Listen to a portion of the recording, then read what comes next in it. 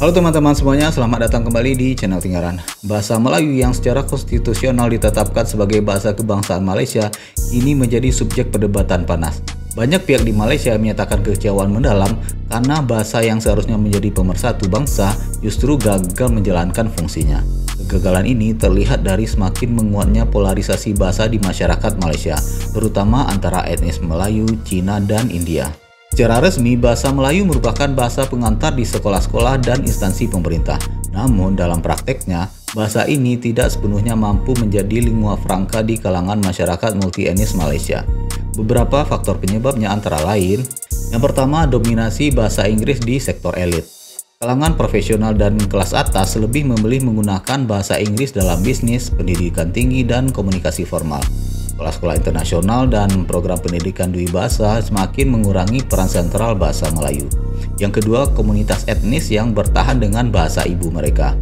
Masyarakat keturunan Cina lebih nyaman berkomunikasi dalam bahasa Mandarin atau dialek seperti Hokkien dan Kantonis. Komunitas India Malaysia tetap menggunakan Tamil atau bahasa daerah lainnya dalam kehidupan sehari-hari. Yang ketiga, kebijakan pendidikan yang tidak konsisten.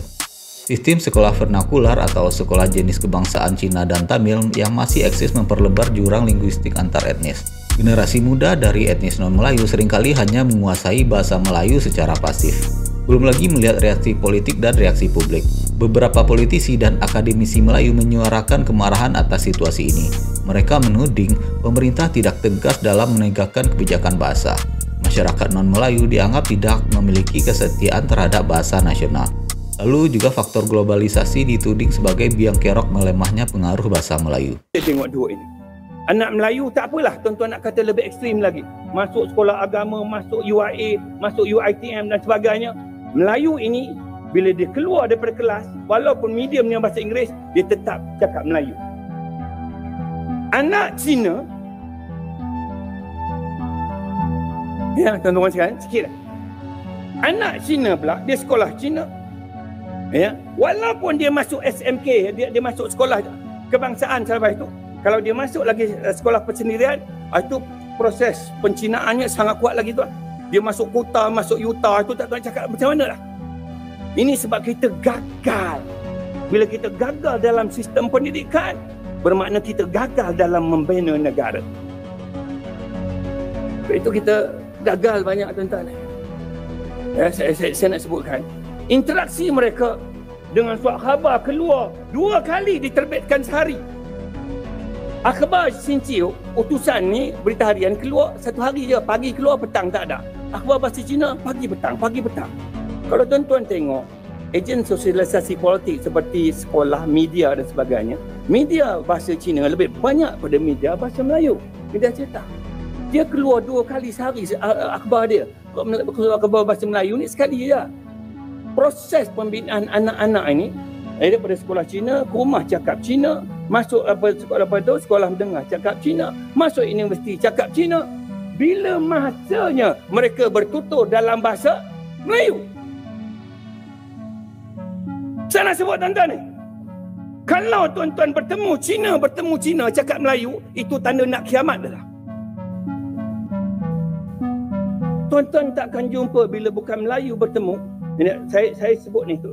Saya sebut kenapa saya sebut Cina sebab dia majoriti bukan Melayu terbesar di negara kita. Saya kena tekan itu. Sebab dia ada hampir 25%, ya.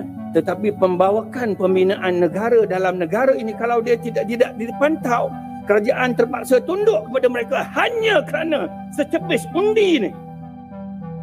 Ceritalah nak mendaulat bahasa Melayu 65 tahun lagi, kita akan gagal. Tuan-tuan, walaupun sekolah vernakular ini di bawah kerajaan, dia gaji ini diberikan, berapa bilion diperuntukkan, tetapi mereka setiap arahan kerajaan jarang dipatuhi. Ya, akhirnya kerajaan terpaksa tunduk kepada mereka. Bagaimana kita nak bina negara kalau warganya tidak patuh kepada agenda sebesar ini?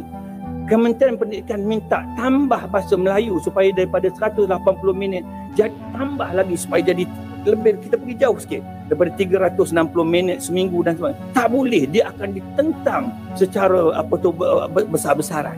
Sejarah yang diajar di sekolah jenis kebangsaan ini asalnya diajar dalam bahasa Melayu, tetapi ditentang dengan begitu ekstrimnya, akhirnya subjek sejarah diajar dalam bahasa ibunda masing-masing.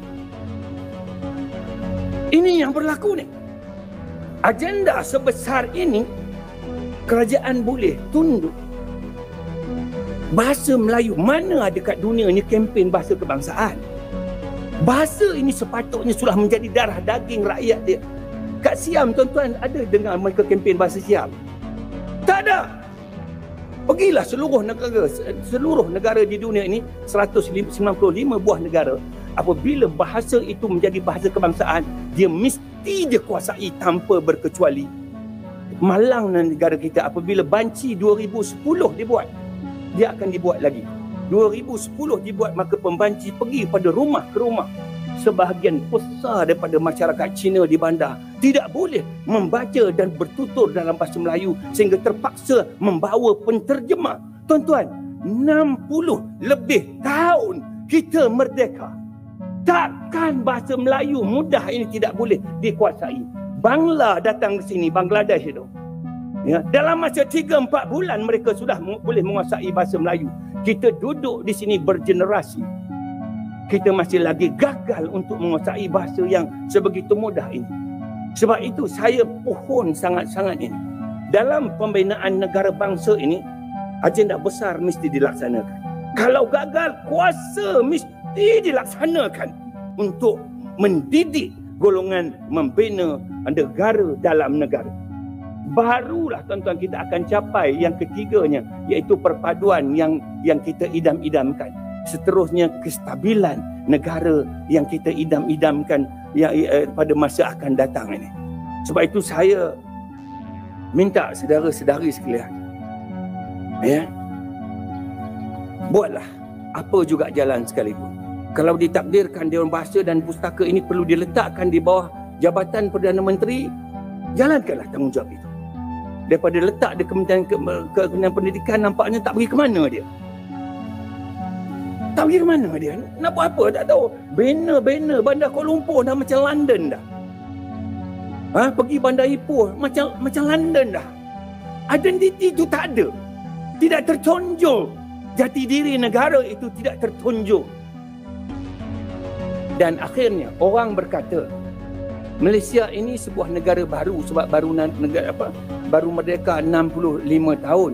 Jadi negara baru ini susah untuk kita bina negara ini sebab kita memerlukan masa yang lama daripada negara sebangsa. Kepada saya, membina negara berbilang kaum ini lebih mudah daripada membina negara sebangsa. Lalu bagaimana pendapat dari teman-teman semuanya? Silahkan berikan komentar di bawah.